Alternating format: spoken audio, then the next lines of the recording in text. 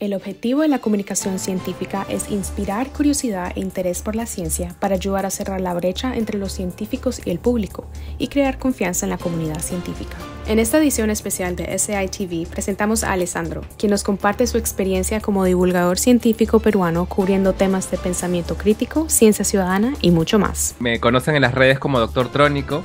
Soy divulgador científico, aparte hago investigación en comunicación científica porque estoy tratando de balancear la divulgación científica empírica como tal con proyectos que tengo, con la investigación y descubrir cómo podemos tropicalizar, por así decirlo, o latinizar todo este conocimiento que hay en lo que se llama The Science of Science Communication, que es la ciencia detrás de la comunicación científica, para poder generar un impacto en Latinoamérica. Bueno, el mercado latino o hispano. Mi principal meta está relacionada no solamente a la comunicación, al aumento de la literacidad científica, sino también en profundizar en temas de desarrollo del pensamiento crítico en la audiencia.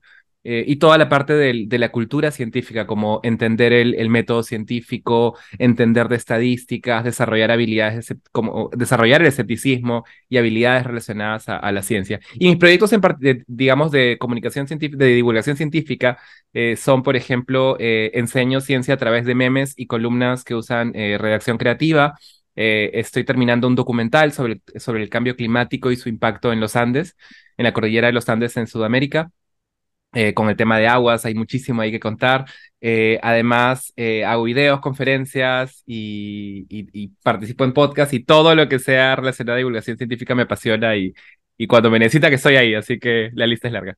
En su carrera ha escrito miles de columnas e infografías y dado más de 30 presentaciones en Perú y Latinoamérica. ¿Pero qué le inspiró a unirse a la comunicación científica? Es una muy buena pregunta. Yo en realidad tengo un background de derecho. Yo estudié leyes y sin embargo, cuando me estaba especializando en políticas públicas de salud, me di cuenta que si queremos generar un impacto basado en ciencia y basado en temas basados en evidencia, teníamos que ir mucho más allá que una ley. Entonces, es ahí como me comienzo a perfilar hacia investigar temas de medicina, ciencia y medicina, basadas en evidencia con un médico. Y ahí comenzó. O sea, siempre me encantó la ciencia desde chico. De hecho, siempre la pregunta que la gente me decía, ¿por qué no estudiaste una carrera de ciencias? Y yo creo que la respuesta es porque no me podía decidir por una. Me encanta la física, la biología, la química, la medicina, un panorama muy amplio. Las ciencias sociales me fascinan. Entonces, ante esa imposibilidad, veía mi función como un tema, bueno, en el tema regulatorio para mejorar la sociedad y luego descubrí que podía comunicar ciencia y no me tenía que circunscribir a una ciencia, sino que podía inclusive hasta hablar en filosofía, hablar de tecnologías, de IA y el espectro, todo lo que son las hijas y las nietas de la ciencia, ¿no? Ayer hice un meme de biología, el día anterior fue de inteligencia artificial y hoy, bueno, el meme sobre psicología y la importancia digamos, de desestigmatizar las enfermedades mentales, ¿no? Su contenido sobre temas científicos como el escepticismo y el pensamiento crítico son creados en un formato simple y divertido. Pero ¿cómo lo hace? Yo tengo una estrategia que es como un caballo de Troya.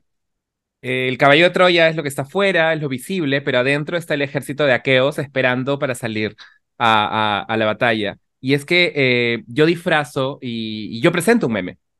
Entonces yo presento un meme, te hago reír y el acuerdo es, con el meme también va una columna.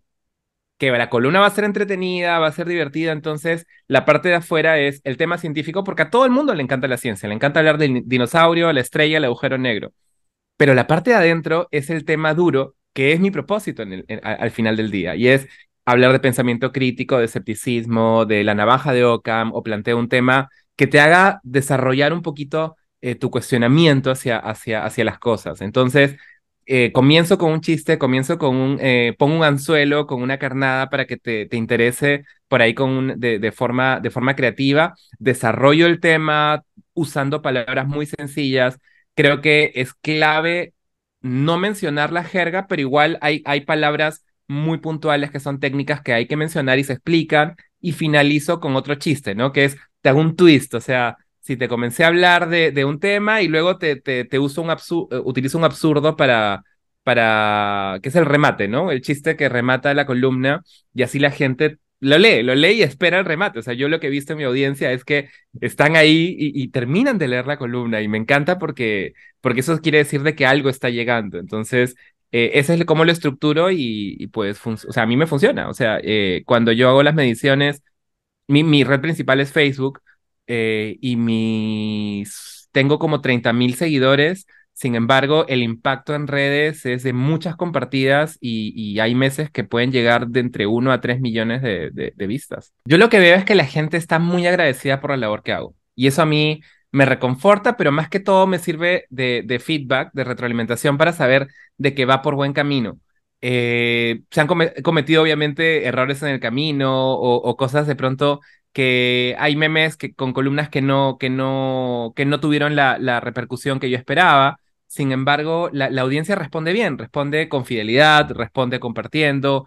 Y lo que yo veo es que más bien en estos temas picantes, porque son picantes, aparecen personas de la audiencia y veo que se han formado, veo que cómo han evolucionado y comienzan a rebatir y comienzan a defender la ciencia. Y es maravilloso porque ahí es donde me doy cuenta que esta audiencia que no siempre buscaba ciencia, y es por eso que me gusta el tema de los memes, porque no solamente llegó a gente que ya estaba buscando temas de ciencia, sino gente que quería reírse con un meme, llegó por eso, y ahí está, y ahora está enganchada en la ciencia, ha desarrollado ciertas capacidades para poder rebatir, debatir y defender la ciencia. Y entonces ahora háblame un poco más sobre los proyectos en los que estás enfocado. En este momento estoy investigando sobre qué es lo que nos ha A ver, queremos entender, uno de los problemas que han habido durante la pandemia es que estamos viendo que las habilidades de comunicación científico-médica en los profesionales de salud, enfermeras, médicos, técnicos, no ha sido la ideal. Y eso ha permitido que surjan ciertas pseudoterapias, pseudociencias, como el consumo del dióxido de cloro, el uso de la ivermectina como, entre comillas, prevención contra la COVID-19. Entonces, esa realidad nos obliga, de cierta forma, a estudiar qué es lo que está pasando. Entonces, yo tengo una relación con la Sociedad Científico-Médica del Perú, soy instructor de ellos, casi oficial, es extraoficial, pero ya son innumerable cantidad de capacitaciones. Entonces, sé que hay un interés en aprender, sin embargo, las estructuras y las mallas curriculares, no voy a adelantar la opinión porque estamos investigando esto, pero parece que no es la ideal y que más bien necesita reforzarse. Entonces, estamos haciendo estudios de medición por el momento para saber dónde pueden estar los problemas y dónde están las ventajas de la malla curricular con esta educación y para luego proponer alternativas en base a siguientes investigaciones. Y en proyectos de comunicación científica, pues estamos grabando Ciencia Picante, que es un programa donde estamos entrevistando científicos para hablar temas no duros, o sea, o sea, son temas duros, pero digamos, que llaman duros en ciencia, pero en un formato divertido, entretenido, explicando los conceptos sin llegar a usar la jerga científica, ¿no? ¿Qué dirías que es como lo más difícil cuando haces estas investigaciones o en estos temas? Yo diría que es mi TDAH. Es mi déficit de atención, que no es déficit, pero eh, realmente es una batalla personal porque me interesan tantas cosas y no es que no preste atención, le presto atención a muchas cosas, pero no a las cosas que tengo que hacer.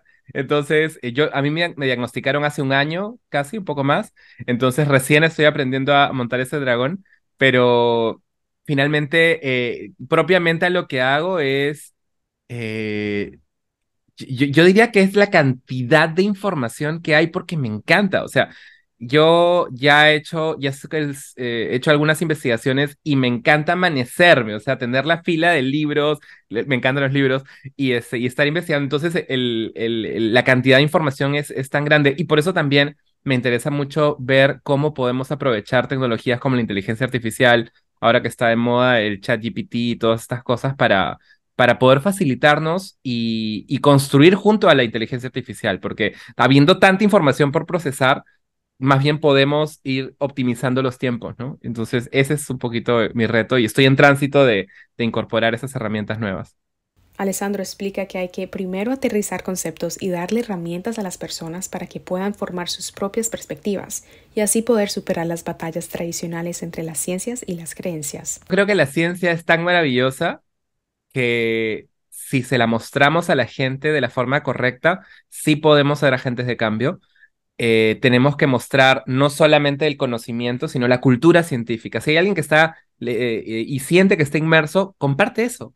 Comparte tu pensamiento crítico, comparte cómo aprendiste y desarrollaste tu capacidad de ver una noticia y no creerlas ciegas, de leer una noticia y decir un ratito, esto me parece que está un poco mal, o que te llegue un mensaje en WhatsApp y digas, bueno, vamos a ver si es de verdad, o a lo mejor lo crees de un momento a otro, o sea, ¿me entiendes? Hay situaciones que una persona enfrenta.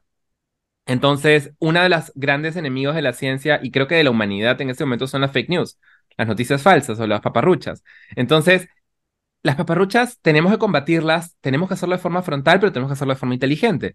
¿Cómo? Enseñándole a la gente cómo uno mismo hace el tamiz de la información, o sea, para poder separar qué información, en qué información confía y cuál no. Entonces, ese sería un primer paso. Segundo paso sería, ¿por qué no? Que la gente te identifique como esta persona a quien puede acudir a la ciencia. Porque, a ver, hay procesos que se llaman heurísticos que nos hace tomar atajos para la toma de decisiones, donde no todos los días, y nos ponemos toda la gente que nos consideramos escépticos, no usamos siempre todo nuestro proceso de pensamiento crítico con todo. Hay veces que creemos cosas de forma inmediata. El día de mañana, no sé, Neil deGrasse Tyson dice algo y yo, a menos que sea April Fool Day, o sea, el Día de los Inocentes, o donde sé que puede estar haciéndome una broma, voy a creerlo. ¿Por qué? Porque él se ha posicionado como una persona en quien yo confío, donde yo bajo mis defensas. Obviamente no voy a confiar a ciegas, porque si en algún momento necesito usar esa información, voy a pasarla por un tamiz, voy a evaluar si puedo confiar o no. Pero, ¿a qué voy? Que estos procesos heurísticos me hacen creer, sigue siendo una hipótesis, o menos que eso, en que una forma efectiva en que Latinoamérica puede salir adelante es teniendo agentes de opinión confiables en puestos estratégicos. Por ejemplo, en el caso de la COVID-19, en el caso de Perú, hay un médico, el doctor Huerta, que es muy bueno, es un epidemiólogo y es una persona que ganó mucha confianza de la gente. Y mucha gente simplemente confiaba en lo que él decía. Y no porque entendiera lo que él decía, no porque entendía que cierto es un cosa es un pseudo tratamiento, no porque entendía cómo funcionan las vacunas, no porque entendía cómo funciona el proceso para crear vacunas, simplemente porque lo decía el doctor Huerta.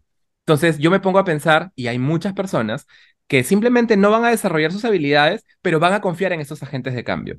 Y ya que hay agentes de cambio en el otro lado que sí son anticientíficos, que sí son conspiranoicos o conspirativos o pseudocientíficos, entonces tenemos que emular eso, tenemos que también aprender de ese ejemplo y nosotros posicionarnos para poder generar este impacto, porque en este momento Latinoamérica está en un momento clave. El desarrollo de inteligencias artificiales es un considero que es un gran igualador a nivel tecnológico y eso va a tener repercusión en el mundo económico, en la economía de los países. Entonces, si nosotros aprovechamos este desarrollo de este nuevo boom, esta nueva revolución industrial, que es digamos, parte de los movimientos transhumanistas inclusive, todo este conocimiento que se va a desarrollar y estas tecnologías, hagamos las propias, que vayan de la mano con la ciencia, que vaya de la mano con desarrollar a Hispanoamérica como también una potencia en pensamiento crítico, ya que vamos a igualarnos tecnológicamente o que tenemos ese potencial. Entonces, seamos esos agentes de cambio que va a permitir que salgamos adelante, porque yo creo que lo merecemos, porque todos necesitamos yo no, me considero de centro políticamente, no es que sea de derecha izquierda, pero sí me gustaría una cancha plana para el desarrollo de toda persona, para que este niño, y lo habló del caso Perú, que está en medio de los Andes, que generalmente no tiene las mismas oportunidades que las personas que están en las ciudades, bueno, yo quiero que tenga esas oportunidades. Y no solamente oportunidades porque puede ir a estudiar, sino porque hay toda una infraestructura en la sociedad en donde ya la ciencia es una opción viable para cualquier persona, en donde ir a acceder a la información es viable y donde inclusive podemos presionar a que los estados tomen decisiones basadas en evidencia, como por ejemplo evitar que exista la anemia porque sabemos la repercusión que eso tiene en el IQ, en el intelecto, en el desarrollo neurológico de todos, de los niños sobre todo. Entonces necesitamos tomar acción, necesitamos tomar el toro por las astas y aprovechar lo hermosa que es la ciencia, la tecnología para salir adelante. Muchas Gracias. gracias, Alessandro, por toda la información que compartiste con nosotros hoy. Gracias a ti, Victoria. Encantado de estar acá. Lo único que puedo recomendar es que sigan las redes sociales de este canal porque de verdad están haciendo una labor fantástica en llevar información, en probar nuevas estrategias como esta. Entiendo que es la primera en español y pues llevemos la ciencia, llevemos la ciencia. Así que espero que los que estén acá escuchando se unan a sus redes, se unan a esta misión y compartan.